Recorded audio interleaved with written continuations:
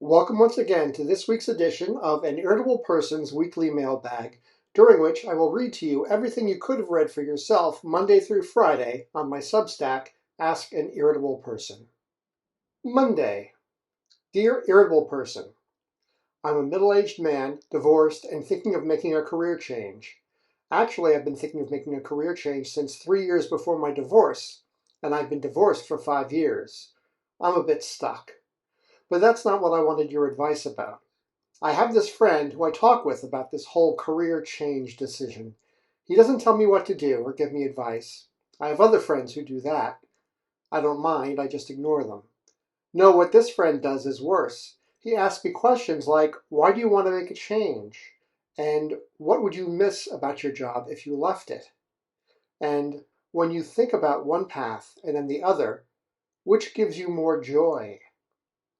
It's like the motherfucker is trying to trick me into making a decision. It's gotten to the point where I don't even want to see his stupid face anymore, but we're friends at work, and I don't want to have to quit my job. So what am I supposed to do? Sincerely, Trapped. Dear Trapped, I suggest you turn the tables and try to convince your friend that he's the one who should quit his job and start a new career. That way, you won't have to make a decision about changing careers, and you won't have to deal with your friend anymore. Which sounds like what you really want, am I right? When I have a big decision to make, what I usually do is not make it. Personally, I find it reassuring to have a long-standing dilemma that I can't, or more accurately, refuse to solve. I find it soothing, almost hypnotic, to rub away at it year after year until I've smoothed it down into a precious little gem. And then you know what I do with it? I hold it tight. Releasing it would be unthinkable, like losing part of myself. It's the same for you, I'm sure. Who would you be if you weren't the guy who was wondering if you should change careers? Who would I be if I weren't hoarding my grievances against my best friend from first grade? What's his name? You described yourself pretty succinctly at the beginning of your letter. Middle-aged, divorced, thinking about a career change. If you actually made a career change, or decided once and for all to stay in your current career, you'd be sawing away one of the 3 legs of your stool of identity. You'd topple over, or at least become dangerously and eternally unbalanced. Finding a solution is no solution. Be the problem. Live the problem. Nurture the problem. Sincerely, Irritable Person. Tuesday. Dear Irritable Person, like you, I spend a lot of time alone. Fortunately, I have excellent Wi-Fi. However, I've come to fear that I've left my digital back gate unlocked and dripping with honey, and as a result, the metaphorical wolf is no longer merely at my door, but deep inside my subterranean passages. Let me explain.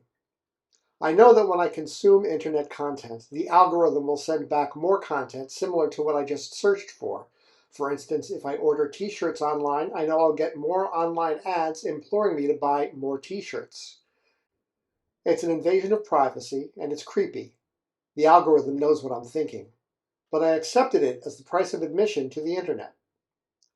But recently, I clicked on a questionable link out of sick curiosity, and ever since, I've been inundated with ads and emails trying to get me to click on links to new photos of 9/11 jumpers. Fuck you, algorithm.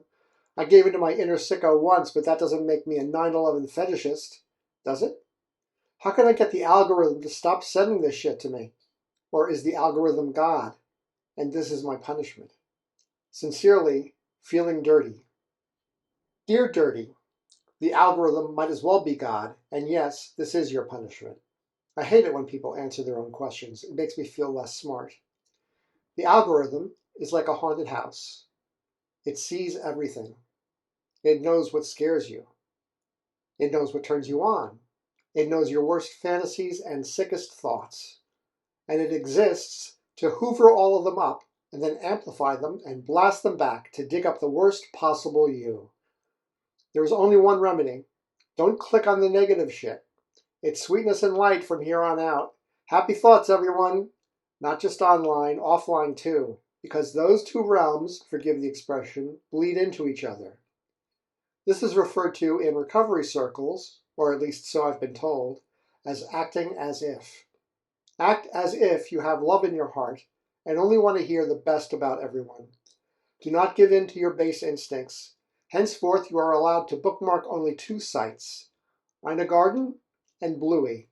If you need to know anything else, ask an old person, IRL. Will you be less informed? What makes you think you're so well informed now? Do you know what bicameral legislature means? I didn't think so. I give you this advice in the certainty that very few of you will be able to stick to it, but those of you who do will experience freedom from joy-curdling spam.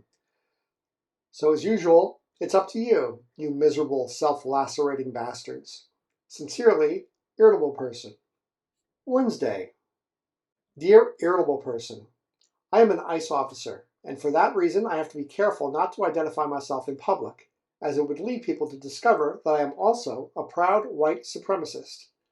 I have several white supremacist social media accounts, and I blog and post on white supremacy websites frequently. It is very frustrating to have to keep my true self hidden behind a mask and hide my name behind black tape. And don't get me started on having to cover up all the white power tattoos.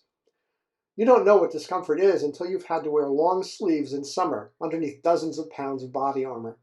Unless your duty station is CCOT or Alligator Alcatraz, I suppose. I know many of my colleagues in law enforcement, who are all very fine people, feel the same way. Do you think the day is coming soon when we can be out and proud about our racist beliefs without facing repercussions at work? Sincerely, Anonymous. Dear Anonymous, my mission with this column, if there is any point to it at all, is to help everyone in this country, every single American, realize that they have undiagnosed mental health issues. In that spirit, thank you for your letter. I feel you have furthered that mission. I'm wondering how many of you there are in law enforcement, but of course even one is too many. Regarding your question, there's no day like today. Please immediately and publicly identify yourself, as well as all your fascist, fascist adjacent, and fascist curious friends. How will we ever know how many of you are Nazis otherwise? Sincerely, Irritable Person. Thursday.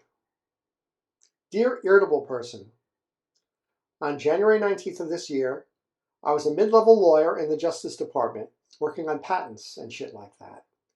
I was very buttoned up and white collar. I would never curse in public or in print like I just did, but I'm a changed man now. The past 6 months have turned me into a real badass wise guy. Come the new administration, I was transferred out of patents and into a department where they needed all the manpower they could get. No, not immigration, DEI, or rather, as we now call it, anti-DEI. It took a while for me to make the transition. As a patent lawyer, I never threatened anyone. At worst, I would turn down their patent application, and always in the most formal way possible. But here at anti-DEI, they pardoned me with a guy from Justice's criminal division. Our new beat was a change for him too, in a way. He had threatened criminals before to get them to confess or plead out. But before this gig, both of us used to think of university presidents as the good guys, so putting them in the box and sweating them was a little awkward at first. Nowadays, though, I got my pitch down cold. Me and my partner, we double team them. How you doing, my partner says. We pretty much ignore whatever they say. And then I tells them, we're from Maine Justice. Nice university you got here, Four Eyes. It'd be a shame if anything happened to it. I love the new me. I don't wait meekly in line anymore. I jump the freaking line. And if anyone gives me trouble, I tell them I'm from Justice. I love saying that. I'm from Justice. And I flash my badge. It's not a government badge. They don't give lawyers badges. I picked mine up from a costume shop. But no one questions me. Since I grew my new tood, I haven't had to pay for so much as a cup of coffee. No one bosses me around anymore, except my bosses. Every morning I come down the stairs and snap at my wife, "Where's my damn breakfast?" She's considering divorce.